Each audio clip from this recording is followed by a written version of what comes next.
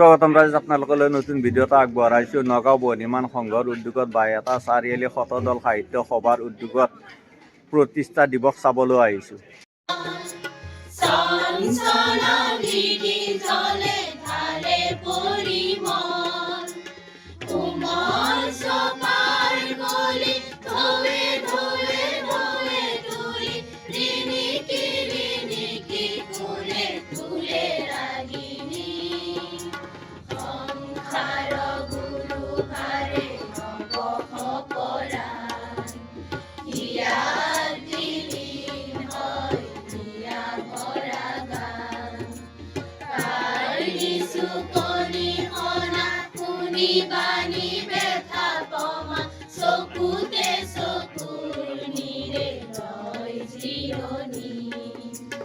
জীবনে মৰণে ৰণে নহৰি ক্ষুধা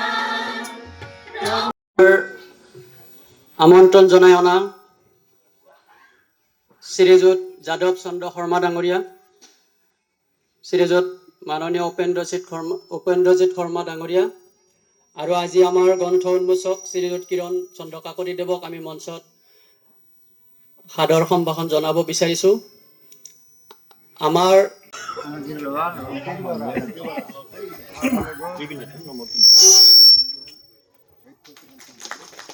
ইয়াৰ পিছত মাননীয় ডক্টৰ ইয়াৰ পিছত আমাৰ আজিৰ সভাৰ গ্ৰন্থ উন্মোচক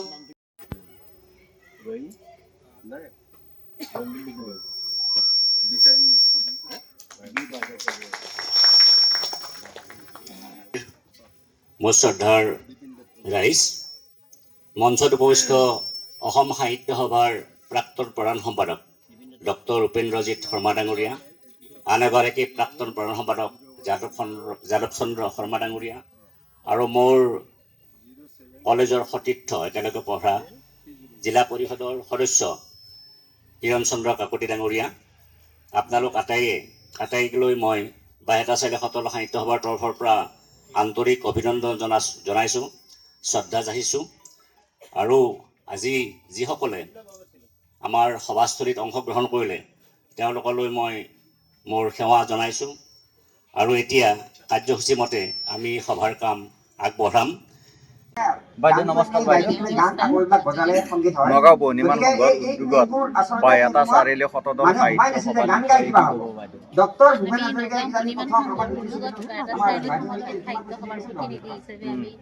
সভা আমি এতিয়া অধিৱেশনস্থলীত আছোঁ। ভাল লাগিছে আমাৰ গালো ভাষা জননী। তাৰপিছত এতিয়া মিটিং শুনি আছোঁ। মিটিঙত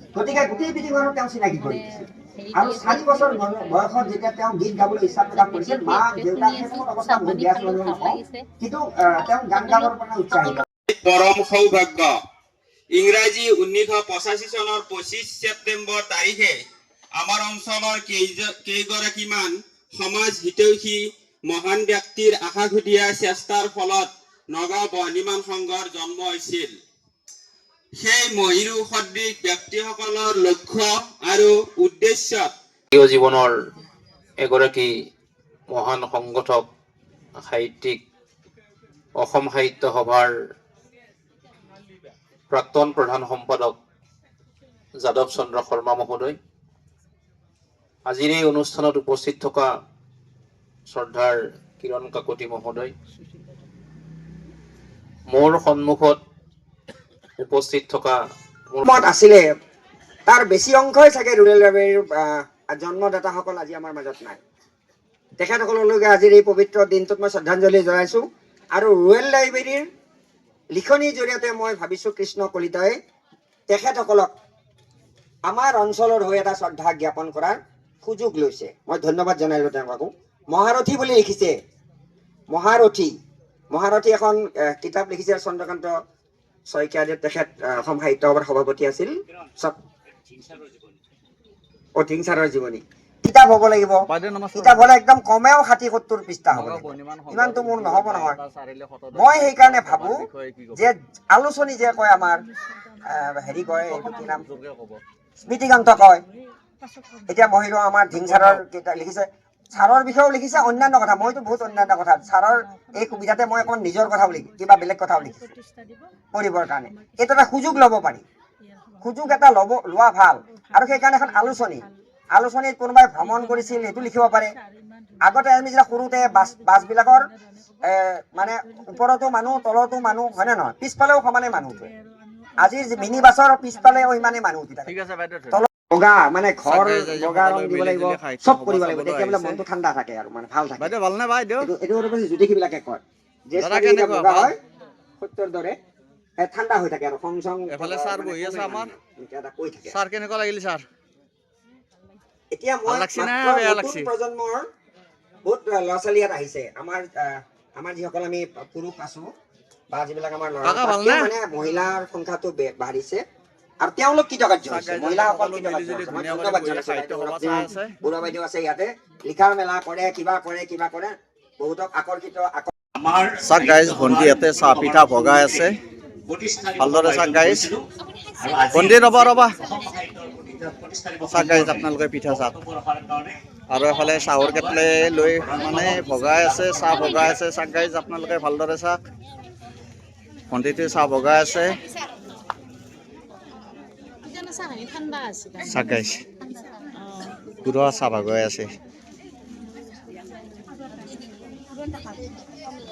মোৰ পুৰণা চিনাকি আৰু আমি সমসাময়িক বয়সত গতিকে সেই কথাবোৰ আলোচনা কৰোঁ গতিকে বায়তা চাৰিআলিৰ প্ৰতি মোৰ এটা দুৰ্বলতা আছে কৈছে ইতিমধ্যে মোৰ ঘৰ মই এতিয়া বৰ্তমান তেজপুৰত থাকোঁ যদিও মোৰ ঘৰ আমাৰ চিপাঝাৰ সমষ্টিৰ দেওমৰনৈ আমাৰ সত্যব্ৰত কলিতা ডাঙৰীয়াৰ এটা মৰমৰ ঠাই আৰু এইখন আৰু অসম আন্দোলনত যেতিয়া মঙলদৈ মহাবিদ্যালয়ৰ ছাত্ৰ আছিলোঁ আমি তেতিয়া এই পিংগলেশ্বৰৰ ৰমেশ শৰ্মা আমাৰ শৰাইঘাটৰ কিৰণ কাকতিদেৱ এই সময় আমি সমসাময়িক বেছি বয়সৰ ডাঙৰ সৰু নহয় আৰু মই বাৰু কিবা কাৰণত ৰাজনীতিত নোসোমালো বা কিবা কিবি কৰি অকণমান শিক্ষকতাৰ কাৰণে গ'লো এইবিলাক তাত সোমাব বাইদেউ নমস্কাৰ বিভিন্ন বাইদেউ। ক্ষেত্ৰৰ লোক থাকে বিভিন্ন নগাঁও ক্ষেত্ৰৰ বৰ্ণিমান লোক সংঘৰ থাকে উদ্যোগত সেই বায়তা লোকবিলাকৰ চাৰিআলি মাজৰ পৰা আমি আকৌ বিষয়ে কি নতুন ক'ব? কথা কিছুমান শিকিব পাৰোঁ এই কথাটো কিন্তু গুৰুত্বপূৰ্ণ কথা তেতিয়াৰ পৰা ময়ো চাই যাওঁ কল লাগিলে নে কল কেনেকুৱা হ'ল কি হ'ল এতিয়া কৈছে বান্দৰে বহুত মানে এইফালে মই লৈ যাওঁ অমিতা কাটিছে অমুক কাটিছে বান্দৰে মানে হেৰি কৰি আছে অনিষ্ট কৰি আছে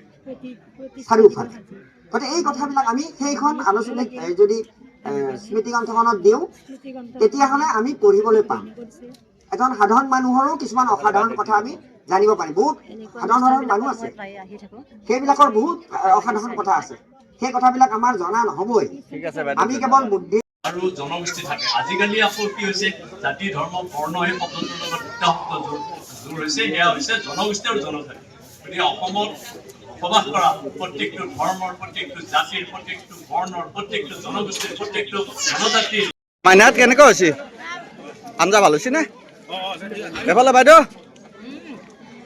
ভাল হৈছে বাইদেউ এফালে গৈ আছো ভাল হৈছে এফালে বাইদেউ আমাৰ বাইদেউ খানা মজবুতি এফালে বাইদেউ টপ খানা নে বাইদেউ এফালে বাইদেউ কেনেকুৱা ধুনীয়া এফালে বাইদেউ বাইদেউ কেনেকুৱা ভাল হৈছে নে কাকা কেনেকুৱা খানা ভাল হৈছে নে বঢ়িয়া খানা কোনে বনাইছে সেইটো ময়ো গম পাওঁ না কোনে বনাইছে মই ধন্যবাদ দিব লাগিব ইমান ধুনীয়া বনাইছে দেই এফালে বাইদেউ খানা কেনেকুৱা হৈছে বাইদেউ বহুত ধুনীয়া হৈছে দেই বহুত ধুনীয়া হৈছে বাইদেউ এফালে বাইদেউ একেবাৰে ভাল বহুত ধুনীয়া পনীৰ একদম এফালে মাইনা বাইদেউ কেনেকুৱা হৈছে দাদা মুজামিল গা খানা কেনেকুৱা হৈছে ভাল হৈছে নে চাগাই যাই যে সকলো কৈ আছে খানা ভাল হৈছে একদম ধুনীয়া মোক মানে সুধিছে ৰান্ধনি কোন বৰ্তমান মইতো ৰান্ধনিটো দেখা নাই